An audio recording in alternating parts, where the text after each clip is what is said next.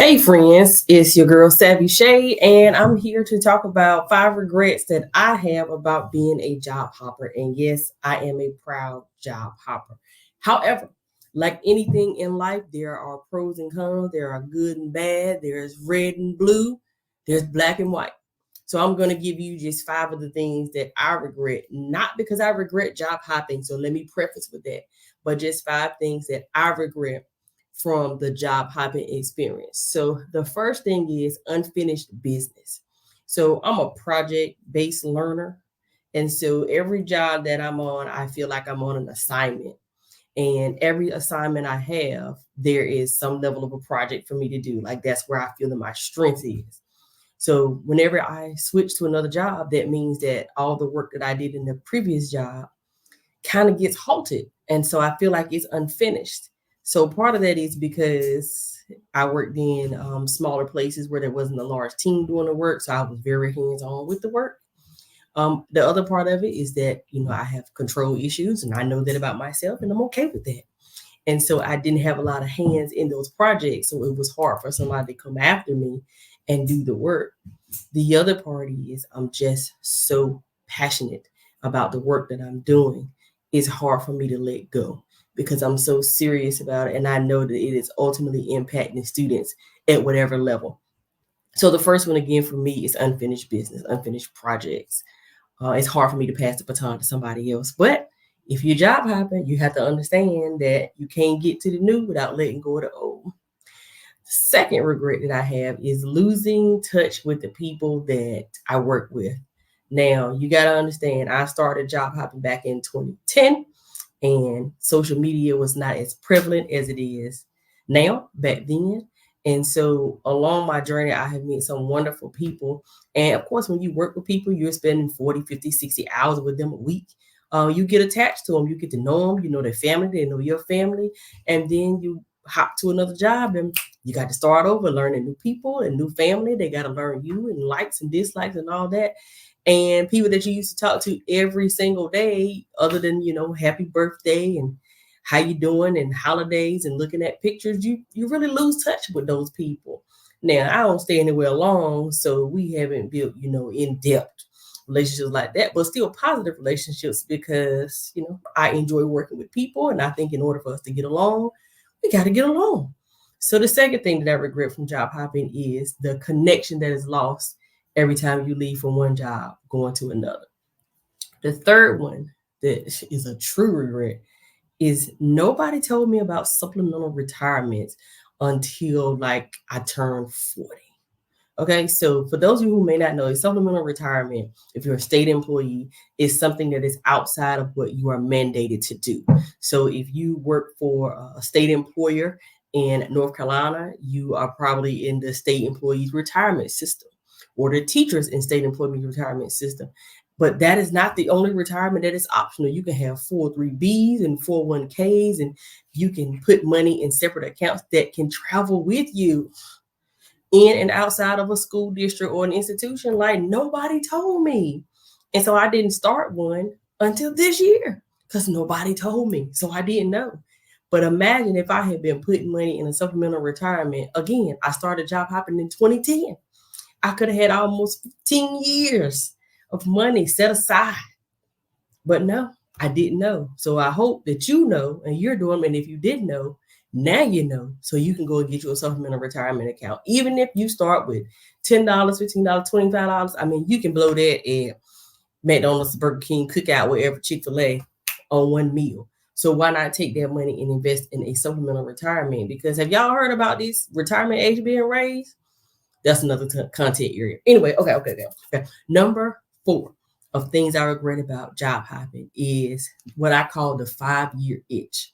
So I have never worked at a place longer than 5 years. And that is when I was a middle school teacher back home at South Edgecombe Middle School. And I taught there from 2005 to 2010, which is when I started my job hopping. And so I have been on a forward trajectory ever since then and have moved as soon as 1 year and as long as 4.5 years. That's my second longest job. And so once I get to 2.5, 3 years, I can't even call it a 5-year itch. Maybe it's like a 3-year itch. But anyway, like I'm thinking, okay, What am I going to do next? What am I going to do now? So much so that people will say, well, where do you live at now? Where do you work at now? Do you still live here? Do you still work there? Because they know when God say move, I got to go. Okay. So I regret that a little bit because I don't have that sense of loyalty to a place. I have a loyalty to God. I have a loyalty to my family to make sure that I'm on the assignment that He has me on, making the money that He needs me to make to live the abundant life that He's promised and to take care of my family.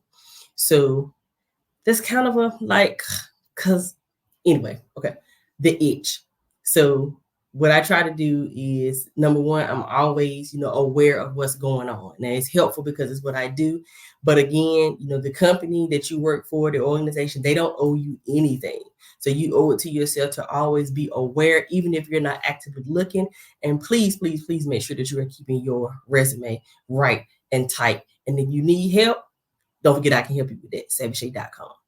And the last regret that I'll talk about in this 5 regrets of job hopping is the missed moments or the missed moments that I had when my son was younger. He is now 19, about to be 20 in May.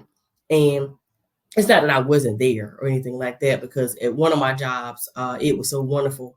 We were right across the street from each other. In a second job, I was at central office. He was in the school, and they were right down the street from each other. And I constantly had to be in the building so I could just, peek in on him at any time. And it was elementary school, so it was cool. But as he got older and started to get involved in things, because I was a commuter also, for about 65 minutes home to work and work to home every day. There were some instances where he had events or practices and I could not be there. And now that he is an adult and he is 4 hours away from me, there are times when I still have to miss things now because of distance. But I will still do my best to try to make a way to get there. And I wish that I had the means and the mindset then that I do now, that I could be even more of a support for him the way I wanted to when he was growing up. So as I mentor and coach younger professionals, because I'm still a young professional, okay, I try to encourage them to make sure that they don't miss those moments, because you can't get them back.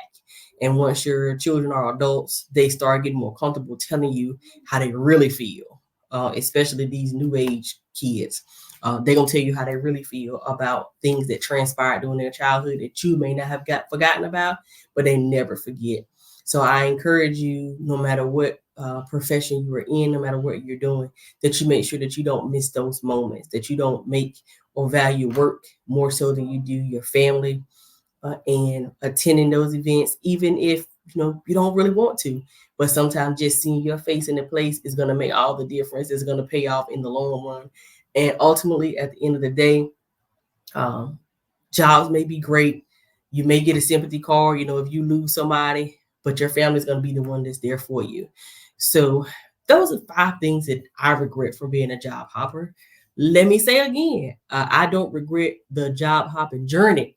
These are just pieces that I've regretted over time, the things that I've learned about myself, things that I've learned that I want to share with you, that I hope will help you on your job hopping journey. So I'm hoping that you are, again, gearing up, tightening up your resume, that you're on the appropriate sites.